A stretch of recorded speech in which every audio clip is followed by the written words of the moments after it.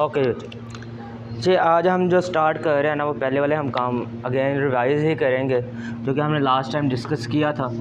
हम क्या पढ़ रहे थे? नहीं, उसके बाद हमने मैट्रिक्स स्टार्ट किए हुए, ठीक है। चलो, तो आज का टॉपिक होगा हमारा अगेन मैट्रिक्स। क्या होता है मैट्रिक्स? आप लोगों ने पहले ही पढ़ा हुआ है। मैट्रिक्स क्या होता है? मैट्रिक्स क्या होता है? जब चंद एक नंबर ले, कोई भी नंबर ले ले, 2 ले ले, 4 ले ले, 6 ले ले, ठीक है, लेकिन आपने उनको अरेंज कर, क्या करना है आप लोगों ने? अरेंज कुछ इस तरीके से करना है कि आपने चंद नंबर ऊपर रखने हैं, चंद नंबर नीचे रखने हैं, ठीक है, मतलब अरेंज कर देना उन्हें। सपोज कि मेरे पास हम 4 नंबर ले लेते हैं, 1, 5, 2 एंड 3। मैंने नंबर्स को एक स्पेसिफिकल ऑर्डर में ना क्या कर दिया? अरेंज कर दिया। और अरेंज करने के बाद अगर मैं इसको ब्रैकेट्स में क्लोज कर देता हूँ ना, ये वाली जो ब्रैकेट्स के मैंने इसे क्लोज किया है, ये मेरे पास ओवरऑल क्या बन जाएगा? मैट्रिक्स बन जाएगा। ठीक हो गया? सही है। मैट्रिक्स क्या होता है? नंबर्स ले, उनको अरेंज करें और इन स्क्वायर ब्रैकेट्स है, बच्चा हम इनको क्या कहते हैं? Square brackets. ठीक है, आपको ये भी पता होना चाहिए कि ब्रैकेट्स का नाम क्या है। इन बच्चे ब्रैकेट्स का नाम क्या है? Square brackets. स्क्वायर ब्रैकेट्स क्यों कहते हैं? क्योंकि बॉक्स बना होता है इसका। ठीक है, तो बच्चे हम कहते हैं स्क्वायर ब्रैकेट्स। अच्छा जी, उसके बाद अब जैसे हर चीज़ के पार्ट्स होते हैं, आपकी बॉडी के भी पार्ट्स हैं, है कि नहीं है? Arms, nose, head. इस तरह मैट्रिक्स के भी 2 पार्ट्स हैं। कितने पार्ट्स हैं मैट्रिक्स के? 2 मेन पार्ट्स हैं इसके। फर्स्ट वन, आपने नंबर्स को इस रो में अरेंज किया हुआ है, इस डायरेक्शन में, ठीक है। और सेकंड वन क्या है? क्या आपने इसको इस तरीके से अरेंज किया हुआ है। 2 तरीके से आप नंबर्स को अरेंज कर सकते हो, हॉरिजॉन्टल भी और वर्टिकल भी। ठीक है, मैंने कल भी एग्जांपल दी थी। ये जो आपका बीम है, ये आपका क्या है? रो है, हॉरिजॉन्टल है ना, ठीक है। और जब आपका कॉलम है, ये जो आपका पिलर है, ये आपका क्या है? एक कॉलम है। जो स्ट्रेट लाइन होती है वो कॉलम होती है, और जो आपकी इस तरह लेटा होता है वो क्या होता है? बीम होता है। सिमिलरली ये आपकी रो है और ये जो आपका क्या है? कॉलम है। ठीक है, तो मतलब इसके 2 पार्ट्स होंगे बच्चे। एक आपका क्या होगा? रो, और एक क्या होगा? कॉलम। ठीक है, रो बच्चे क्या होते हैं? हॉरिजॉन्टल लाइंस जो होती हैं, मतलब जो इस तरीके से आपकी अरेंज हुई होती है ना, वो आपकी क्या होती है? रो। और जो इस तरीके से अरेंज हुई होती है, इस तरीके वर्टिकली, वो क्या होती है? कॉलम होती है। ठीक हो गया। अब अगर मैं आपसे पूछूं कि इसमें कितनी रोज और कितने कॉलम्स हैं, कितनी रो है इसके अंदर? 2 कॉलम, 2 रो है, ऐसे ही है ना। ब्लैक वाली जो मैंने हाईलाइट की हुई है ये आपकी रो है, ठीक है। एक ये रो है और एक ये रो है, मतलब एक 1, 5 की है और एक 2, 3 की है। मतलब एक बच्चे हमारे पास ये रो है R, और एक ये रो है, मतलब हमारे पास कितने रोज हैं इस मैट्रिक्स में? बच्चे हमारे पास 2 रो है, ठीक है। और इस मैट्रिक्स की अगर मैं बात करता हूँ, इसमें कॉलम कितने हैं? बच्चे एक ये कॉलम है और एक ये कॉलम है, मतलब इस मैट्रिक्स में बच्चे कॉलम कितने? 2 कॉलम। ठीक हो गया। अच्छा, अब मैं किसी भी मैट्रिक्स में ये बता दूं कि उसमें कितने रो हैं और कितनी कॉलम है, इसका मतलब मैंने उसका क्या बताया? ऑर्डर बताया। इसका मैंने क्या बताया? ऑर्डर। आपसे पूछता है किसी मैट्रिक्स का ऑर्डर क्या होता है? किसी मैट्रिक्स का ऑर्डर क्या होता है? अब क्या बताओगे कि उस मैट्रिक्स में कितनी रो है और कितने कॉलम है। ठीक है, अब अगर मैं इसी का बच्चे ऑर्डर लिखता हूँ, हम ऑर्डर का पहले फार्मूला समझ लेते हैं। जो ऑर्डर का फार्मूला क्या है? m/n। ये बच्चे इसका फार्मूला है। m क्या है इसके अंदर? आप अपना मैट्रिक्स, हम मैट्रिक्स चेंज कर लेते हैं। हम मैट्रिक्स सपोज के लेते हैं, हम A ले लेते हैं, 1, 2, 5, 0, 0 एंड 1। ठीक हो गया। ये जगह एक मैट्रिक्स है, और मैं कहता हूँ कि अब आप ना मुझे इसका, इस मैट्रिक्स का ऑर्डर बताओ। इस मैट्रिक्स का क्या बताओ? ऑर्डर बताओ। मैं आपसे आप पूछेंगे सर ऑर्डर क्या चीज़ होती है? तो पहले तो आप ऑर्डर का फॉर्मूला लिखें। ऑर्डर क्या है बच्चे? यहाँ पे ऑर्डर का फॉर्मूला क्या है? m/n।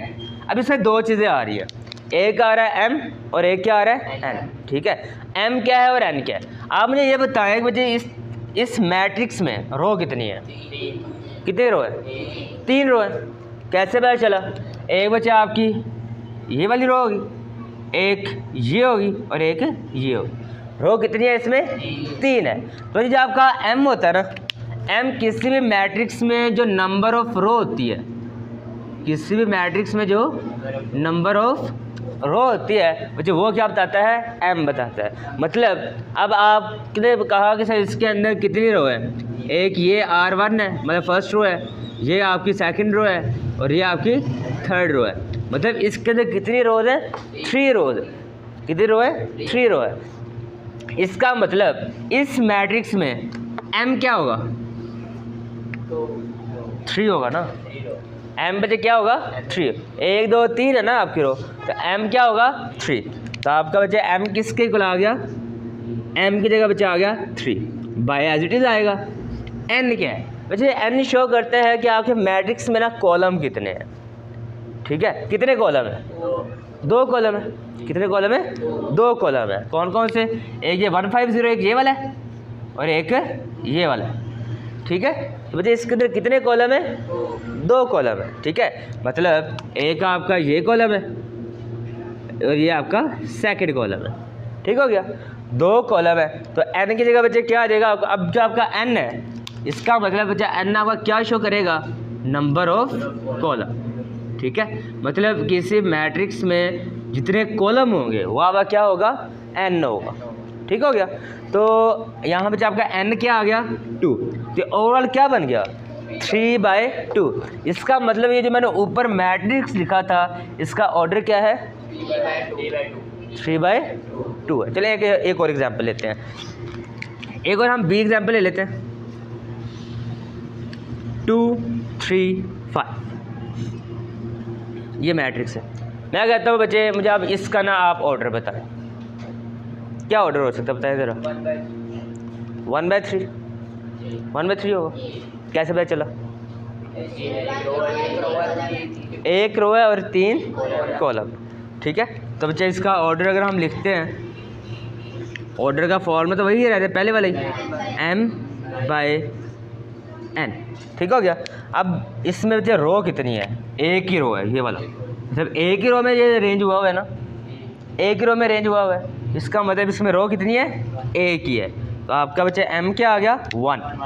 ठीक है, सेकंड वन n क्या होगा? इसमें बच्चे कॉलम कितने हैं? 3 है। जैसे है एक एलिमेंट एक कॉलम में, लेकिन है तो 3, मतलब 3 तरीके से 1 2 और 3। कॉलम कितने? 3 है। ठीक है, तो मतलब आपका ऑर्डर क्या बन गया? n की वैल्यू क्या आ गई? 3। आपका ओवरऑल ऑर्डर क्या बना? 1/3। ठीक हो गया। इससे अगर मैं एक ही कॉलम लिख लेता हूँ, चले last one is about this one. हम सी ले लेते हैं, 1 5 2 0 ये ले लेते हैं। ठीक हो गया।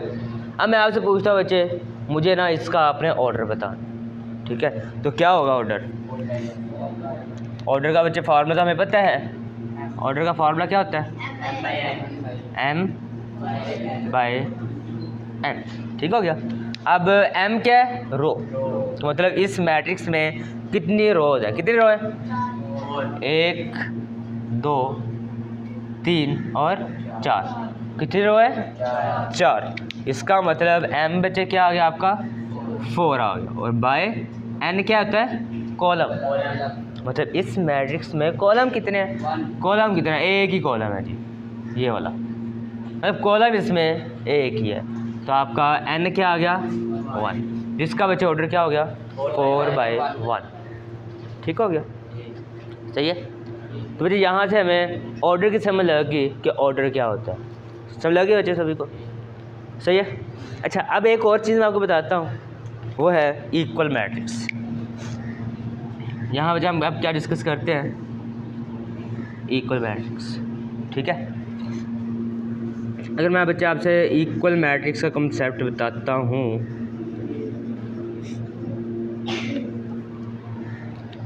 अच्छा इक्वल मैट्रिक्स मैं ना यहाँ पे जहाँ तक मैट्रिक्स लिखता हूँ, फिर उसको देखते हैं कि इक्वल मैट्रिक्स है कि नहीं है।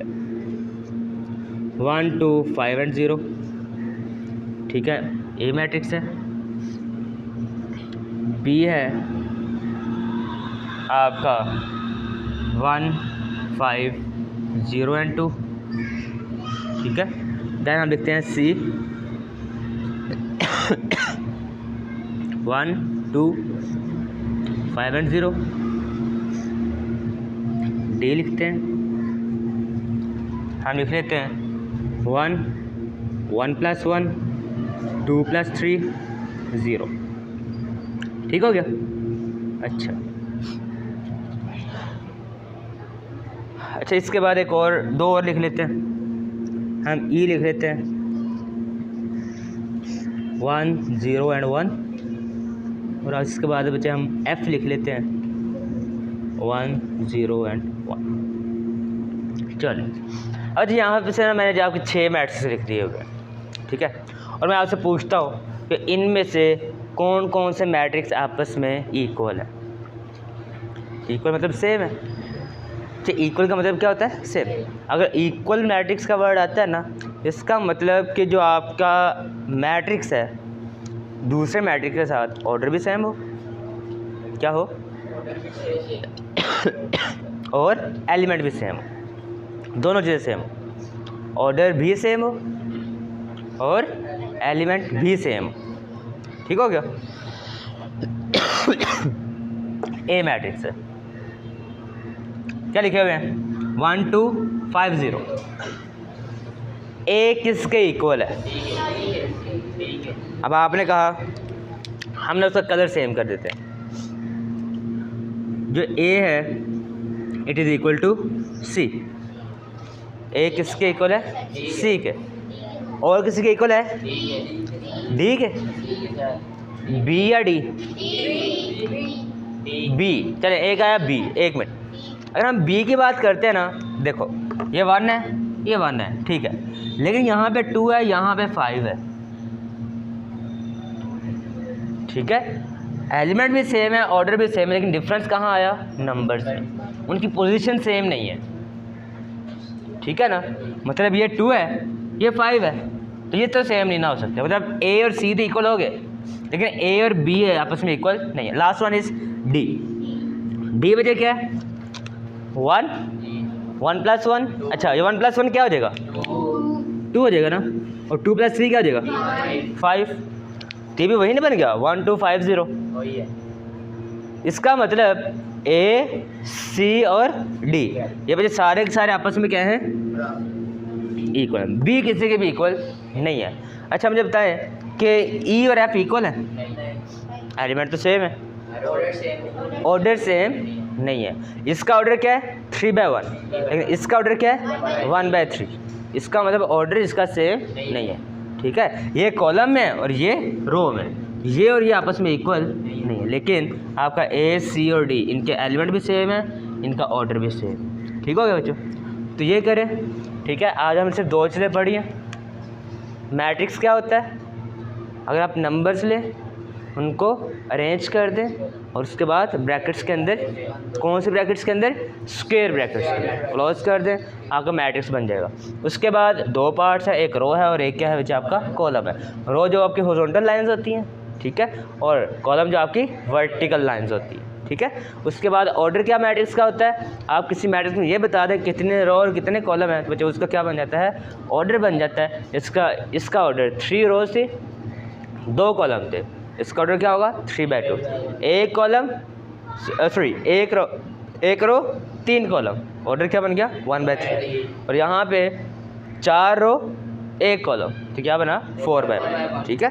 Last one is equal matrix. Equal matrix बच्चे एक ऐसा दो ऐसे मैट्रिक्स जिनमें ऑर्डर भी सेम हो और आपस में एलिमेंट्स भी सेम हो, दोनों चीज़ें सेम होंगी बच्चे, वो क्या होंगे? आपके इक्वल मैट्रिक्स होंगे।